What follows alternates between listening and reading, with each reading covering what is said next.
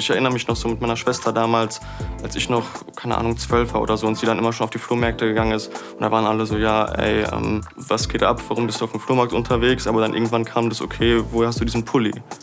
Und dann war es auf einmal cool. Das Sortiment im Secondhand-Shop Ola Vintage im Frankfurter Nordend ist wie eine Zeitreise. Secondhand boomt. Das merkt auch Inhaber Dominik Ledwon. Er hat den Laden gemeinsam mit seiner Schwester Alexandra eröffnet. Bestimmte Kleidungsstücke sind besonders beliebt.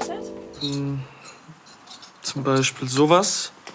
Das ist jetzt ein Nike-Piece, so Anfang der 2000er ungefähr. Und da sind eben die Prints, also das Design ist einfach top. Und da hängen auch noch ein paar andere oben und die sind mega gefragt, weil die Qualität eben noch anders ist und die Prints eben, das Design einfach sehr cool ist und die auch sehr gut verarbeitet sind. Also das hat jetzt schon ungefähr 20 Jahre, das T-Shirt, und es sieht optimal aus. Eine Studie vom Handelsverband Deutschland zeigt, dass der Umsatz mit Gebrauchtwaren seit Jahren steigt.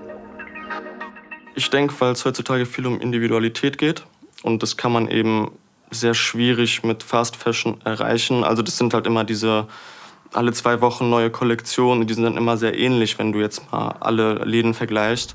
Dr. Achim Berg, Seniorpartner bei McKinsey in Frankfurt, forscht zur Modeindustrie.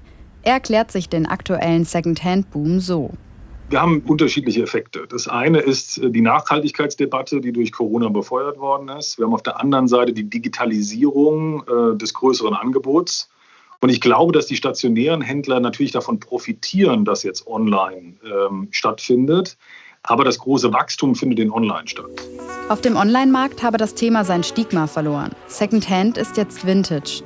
Angetrieben wird der Boom vor allem von einer jüngeren und umweltbewussten Generation im Teenageralter bis Ende 20. Auch Dominik Ledwons Kundschaft wird immer jünger. Die 14-jährige Anna Link ist gemeinsam mit ihrer Mutter auf der Jagd nach einem besonderen Kleidungsstück.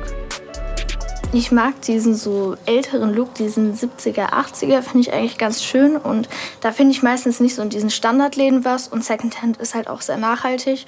Und es freut mich auch dann, wenn ich dann der Umwelt noch was Gutes tun kann. Der Wandel zeigt sich aber auch in der älteren Generation, die oftmals von ihren Kindern, Nichten oder Enkeln mitgerissen wird. Aber ist Secondhand noch nachhaltig, wenn auch Fast-Fashion-Artikel angeboten werden?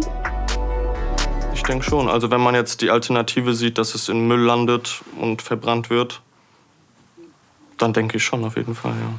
Das hängt aber natürlich davon ab, wo die Ware angeboten wird, wo die Ware gekauft wird und wie die Ware dann von A nach B kommt. Ja, also natürlich wäre der lokale Second-Hand-Laden das Nachhaltigste, weil sie es dort einliefern und auch dort entsprechend wieder einkaufen.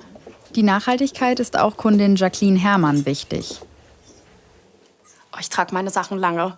Also schon mehrere Jahre. Ich schmeiße auch die Sachen nicht so gerne weg, weil ich sie dann oft wiederentdecke. Ich hatte jetzt vor kurzem ein Stück, was ich mit 13 getragen habe. Und jetzt habe ich es wieder für mich entdeckt. Bei Ola Vintage scheint die Zeit der leicht muffig riechenden Second-Hand-Läden längst vergessen.